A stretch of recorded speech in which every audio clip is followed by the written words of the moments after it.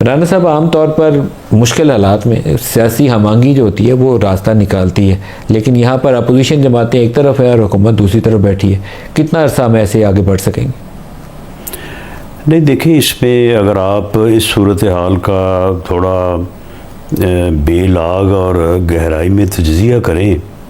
तो अपोजिशन से मुराद पीटीआई है, और पीटीआई जो है वो दूसरी साइड पे नहीं बैठी, या उसका कोई इसके बारे में ऐसा नहीं है कि उनका कोई नुक्ता नज़र जो है उसका इख्तलाफ है। वो बिल्कुल उन क़ुव्वतों के साथ खड़े हैं जो क़ुव्वतें जो है वो पाकिस्तान में दहशतगर्दी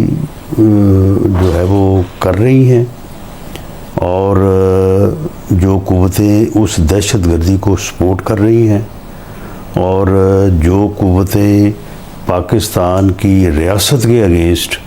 और पाकिस्तान के ख़िलाफ़ जो है वो काम कर रही हैं, वो इस वक्त उनके साथ खड़े नज़र आ रहे हैं।